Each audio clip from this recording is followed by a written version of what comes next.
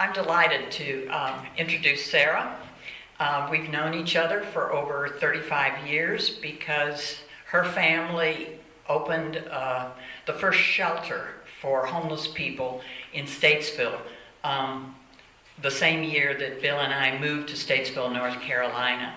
And after I heard a presentation at the church I was attending there, I made Sarah's acquaintance, and my family quickly became volunteers at the shelter. And the fact that Sarah had two children that were almost the same age as my two children, one of which was still an infant at that point, made it easier for us to work together because our children could eventually play together. Any rate, she and her family and community ran shelters in Statesville for many, many, many years. And I was active on the board as a volunteer. But then in the early 90s, moved their community to Nicaragua to do community development work. And so we've maintained the friendship. I've been to Nicaragua on a number of occasions, especially doing some medical work down there and bringing some friends along to do some work. At least one of my daughters spent some time there. And we just enjoy each other's company, and as she once put it, we were joint rabble-rousers in Statesville on many peace and justice issues. So I'm happy to introduce Sarah.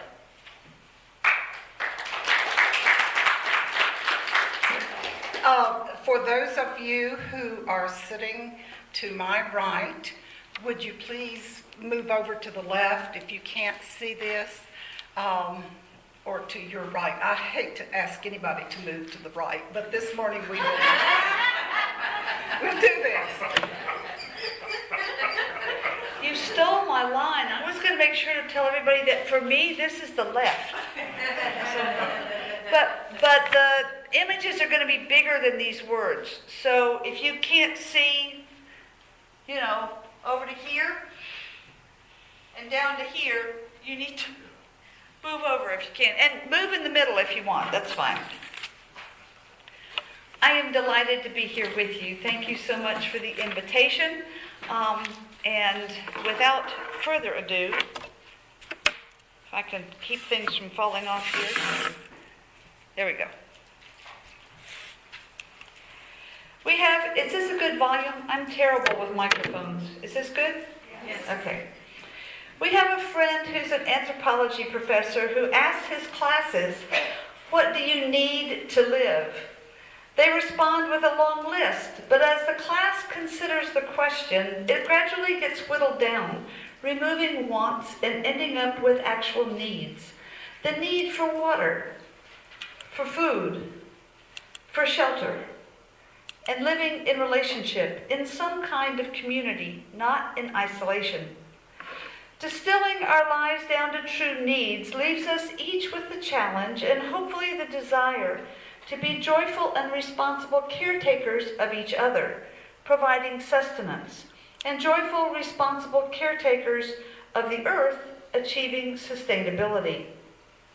I live in Nicaragua, the largest country in Central America with the third largest population, making it slightly larger than Virginia, with 3/4 of Virginia's population.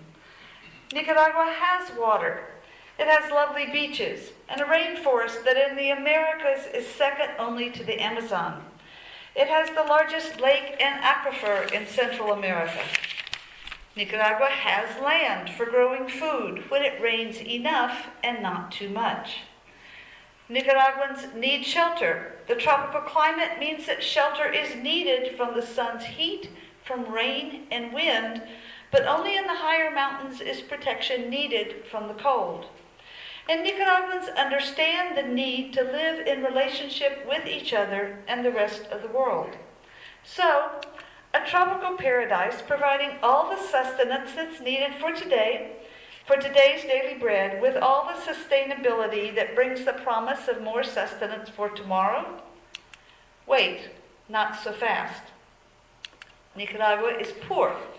It is still the second poorest country next to Haiti in the Americas. Why? Its water is in jeopardy. This is the third year of El Nino, with climate change causing 3 years of severe drought and the lowering of water tables. Foreign investments over the centuries have abused the coastline and river outlets with no regard for people or animals, even poisoning Lake Managua. Current discussions of a cross-country canal threaten Lake Nicaragua and will change the lake and coastal waters. Its land, the source of food, is exhausted and blowing away. Big agribusiness controlled land use for centuries, until almost 40 years ago. You know how that story goes. Small family farms without financial backing being absorbed by big landowners, the land cleared for mass crop production, soil nutrients depleted only to be replaced with harmful chemicals. Its land, the source of food, is in motion. Nicaragua is a new land, geologically speaking, which means we feel the earth move beneath our feet as shifting tectonic plates cause earthquakes and destruction. Our 7 active volcanoes are increasingly spouting ash and steam, while the lava in 4 is rising. Nicaragua's land, the source of food, is at the mercy of other natural disasters like hurricanes, destroying even the basics of shelter, in addition to crops, livestock, and topsoil. And while Nicaraguans understand that they live in relationship with the rest of the Earth's population and the need for balance between peoples, they have long been controlled through occupation from empires and dictatorships. Even the civil uprising of the 1970s, with its potential for relief and a fresh democratic start, brought retaliation, increasing poverty and isolation, the stranglehold of neoliberalism, and crushing foreign debt. So, what does this mean in terms of the poor, in terms of poverty? Unlike Haiti, in recent years, Nicaraguans have had a government dedicated to raising the standard of living for the poor. Though the government is not perfect by any means, Nicaragua is getting better, which means that Nicaragua moved up from 132nd on the United Nations Human Development Index rating of all countries in 2014 to 125th in 2015. But 125th is still very low. Nicaragua's GDP has risen for the 4th year in a row, while the U.S.'s has dropped. But Nicaragua is still the second poorest country in the Americas. The poorest 20% of the population own only 3% of all the wealth, while the richest 20% own 60% of the wealth. Sound like a familiar problem? Nicaragua can now boast or be ashamed of having Central America's only billionaire. I'm here today as part of the Jubilee House community, an intentional faith-based community of people committed to working with and for the poor. Working for the past 22 years in Nicaragua, where our project's name is the Center for Development in Central America. The CDCA's goal is to help the poorest Nicaraguans gain their basic human needs of clean water, decent food, and shelter, while moving forward toward the rights to health care, education, and employment with a fair wage. You know, basic human rights as established by the United Nations. Rights that begin with sustenance and move into sustainability. Every faith and religion, every significant leader, they all comment on the importance of food and water for today, for now. Gandhi said there are people in the world so hungry that God cannot appear to them except in the form of bread. Elder Kamara said, when I give food to the poor, they call me a saint. When I ask why the poor have no food, they call me a communist. Jesus said, give us this day our daily bread. What we don't read is, and store up enough bread to be sure and have it for tomorrow and next year because you've earned it, while those around you starve. The emphasis in the writing of great leaders is on having enough for today's sustenance, not on hoarding, not on the accumulation of wealth. Working in development, we struggle to create projects that are sustainable. We struggle to raise funds to keep a project going year after year. We are overwhelmed with the struggle, or la lucha, as the Nicaraguans say it. La lucha, the day in and day out struggle between providing sustenance and wanting to move towards sustainability. It is frequently overwhelming, so overwhelming that the need for that day's sustenance is ignored and the gift of that day's sustenance is not appreciated. So what are the areas in which the CDCA works?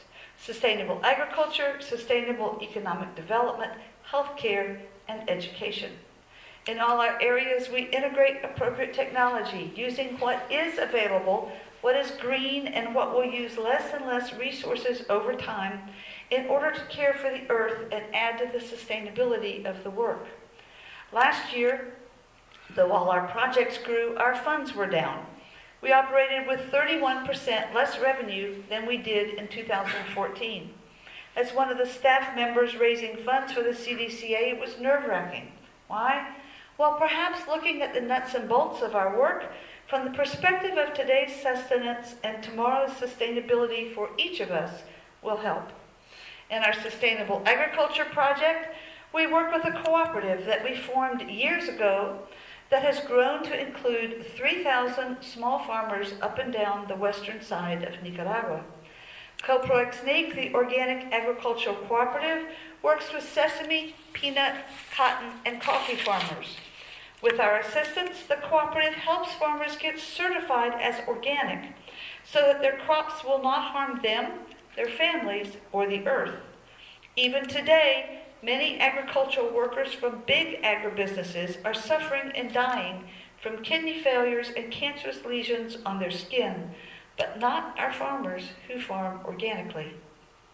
Our farmers and their families stay healthy, and organic certification means receiving a higher price for their crops, which means more cash to buy clothing, housing, healthcare, education, the needs and rights mentioned earlier. Last year, though, was the second year of El Nino, which meant drought, the most severe drought in 32 years, which meant our farmers exported less coffee and peanuts and no cotton. So I am carrying no Nicaraguan cotton with me on this speaking trip. There isn't any left from the smaller harvest. El Nino also means that food prices continue to climb because rice, beans, corn, vegetables, fruit, they all suffered from the drought as well. And this year we are looking at the third year of El Nino. How do we maintain sustainability in light of climate change? Or more importantly, how do our farmers survive? And though we pray for our daily bread as food prices skyrocket, how can we help others get their daily sustenance? Climate change is the number one issue for the world, and yet we ignore in general what it is doing to the poor. Pope Francis said, "We are not faced with two separate crises, one environmental and the other social, but rather one complex crisis which is both social and environmental." In the whole world, Nicaragua is the fourth most affected country by climate change. Poor little Nicaragua suffers even though it has contributed next to nothing to the problem. In fact, in spite of urgings to regress to creating energy from fossil fuels because oil is cheap right now, the Nicaraguan government continues to invest in renewable energy. 45 to 65% of Nicaragua's energy now comes from renewable sources. And by 2027, it's anticipated that 90% will come from renewable energy. Does anybody know what Virginia is? Silence.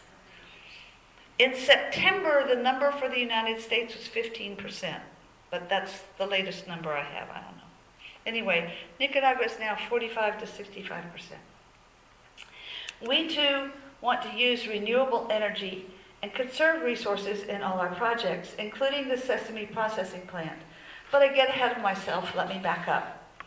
One of the challenges our farmers have faced over the years is how to get their harvested crops processed correctly and in a timely fashion.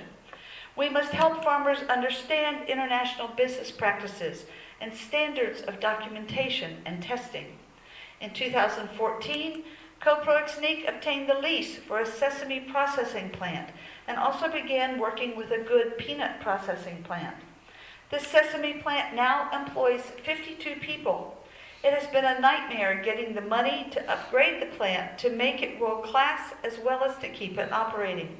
Our Vita Fund, which has $500,000 to lend out, can only do so much. And yet, the plant is running. We get just enough funds to keep it going. With Coproxnique and international buyers, we look for ways to keep the growers and the plant sustainable, but most often the effort is in just getting the day-to-day sustenance that keeps the farmers paid and the plant from shutting down. Other economic development projects support local artists, such as Pedro Guerrero with his world-class pottery, the Chacra Women's Cooperative with their hand-painted silk scarves, and a small woodworking business that uses renewable forest wood to make beautiful items like the slightly twisted spoons. These artists and craftspeople use what is available. They're conscious of keeping our world clean and green, like the women making jewelry from recycling aluminum cans, Pepsi Coke beer cans, and wire stripped from electrical wiring. And though Nicaraguans are conscious of keeping our world clean and green, of using only what they need for today, it is they and the rest of the poor, especially the poorest of the poor, who suffer from us, who consume more than we need. It is the poorest who make their living scavenging out of the trash. It is the poorest who cannot keep their water clean and so live with intestinal parasites, eating what little nutrition the poor can find to consume. It is the poorest who help breed mosquitoes because they do not have septic systems to flush standing water away. And it is the poorest who suffer most from health issues that are easily preventable. To address these needs, our Nueva Vida Health Clinic, we focus on three main areas: preventive care, acute care, and chronic care. Preventive care is the most important for sustainability. We have 35 lay health promoters who provide education and information, as well as some acute care in the community through first aid kits and nebulizers in their homes for asthmatics. We have support groups for pregnant mothers, new mothers, mothers with toddlers, parents with asthmatic children, preteens and teen girls, and most recently, a similar group for boys. Our OBGYN does PAPs for early screening for cervical cancer and for prenatal care for healthy moms and babies. Our radiologist does ultrasounds to check on babies, as well as early screening for prostate cancer, breast cancer, and other tumors that might form. Our dental hygienist does cleanings, while our dentist applies sealants to children's teeth. We work with Orphan Network to provide care to 1,200 school children. Last year, more than half of our dental procedures were preventive care. And we offer training in the community regarding HIV and other STD prevention. On women's health issues, especially cervical cancer, type 2 diabetes, and good oral hygiene trainings in feeding centers, schools, as well as in the community. And this year we will be focusing on family planning, especially in regards to the Zika virus, believed to cause birth defects. This virus is passed by the same mosquitoes which also carry dengue and chikungunya viruses, both also prevalent in Nicaragua. We also provide acute care. In addition to our OBGYN and radiologist, we have a pediatrician, an orthopedist, and a general practitioner treating illnesses. Offering good quality care means having access to testing. And though what we can test for in our people's lab is limited, excuse me, it's really not pneumonia, it's really okay, is limited compared to many places in the wealthier nations, it's impressive for a clinic that's run as a nonprofit in Nicaragua. We also offer medications from our people's pharmacy. Last year, we gave out almost $122,000 worth of medicine and supplies for both acute and chronic care. In our acute care, we offer dental fillings as well as extractions. And one morning a week, we match patients to available donated glasses. And we hope to expand this service in this coming year. We also offer counseling for acute cases like the sudden death of a family member, as well as for issues that have been compounded over the years. Chronic care is lacking in many Nicaraguan clinics because it really is cost prohibitive. People who have type 2 diabetes or Parkinson's or hypertension go on medication and then you have to stay on that medication. Two of our unique approaches to these conditions are to require patients to sign a contract to attend support groups and classes once a month to help them learn about their specific needs, and also to do home visits to see who needs what help in taking their medication properly, seeing what needs there are, and following up with these patients. Home visits, whether it's with an elderly patient who suffers from dementia or a prenatal checkup, or with a new mother suffering from postpartum depression resulting in her baby not being cared for appropriately, all of this helps us better serve our patients. And we must also keep learning how to listen, how to creatively problem solve, and how to build community. We must help families understand their health problems, including the basics like hand washing or trying to be away from the smoke of a wood-burning stove, and help them look at ways to improve their qualities of life. But since we've run out of space for health trainings, we're working on building an additional building with a large education room, and we're looking for funding. I just slid that in there really subtly. Right? Our clinic staff have built their long-term goals into the design, including a kitchen for nutrition trainings and an expanded radiology area to include x-rays and x-ray developing. When it is completed, along with the renovations to the two existing buildings, there will be a third dental room and space for dental records, a clean room for minor surgery, observation rooms for patients receiving rehydration fluids, and even a tiny 4x6 office for the community health educator. Construction has begun, with the estimated cost of the third building before furnishing it, hopefully with donated equipment and supplies, $80,000. That's a lot of bang for the buck. You've heard me mention various types of education, both in our work with the organic farmers and within our clinic and public health education.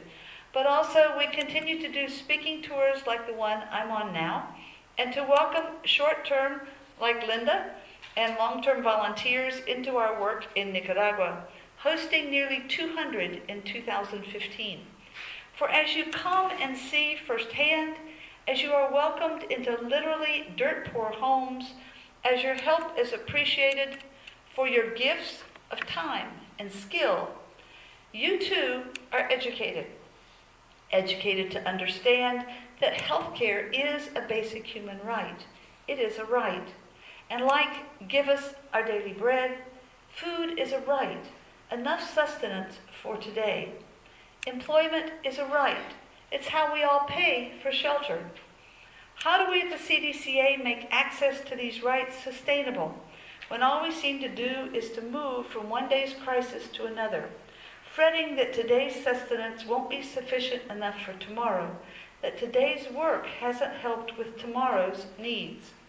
Well, remember the anthropology question I asked at the beginning. What do we need to live?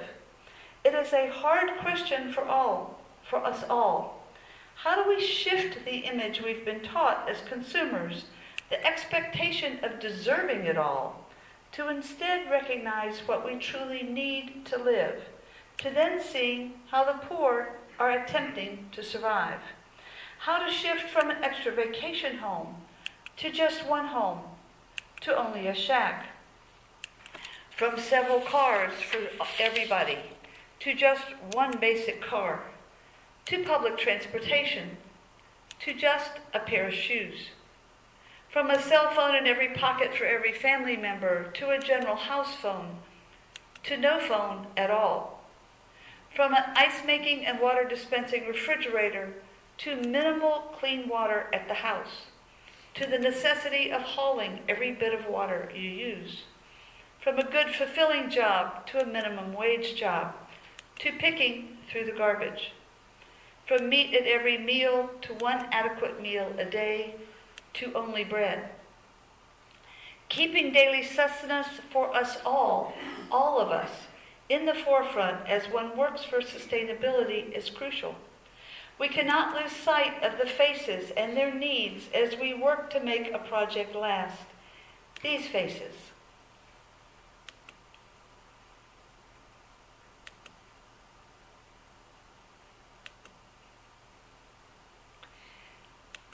This lucha is for all of us.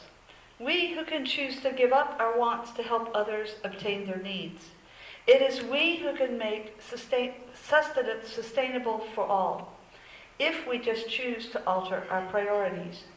Pope Francis said we must regain the conviction that we need one another, that we have a shared responsibility for others and the world, that being good and decent are worth it. Together we can change, regaining that conviction, claiming only today's sustenance, our daily bread, in La Lucha, together for everyone and the planet's sustainability. Thank you.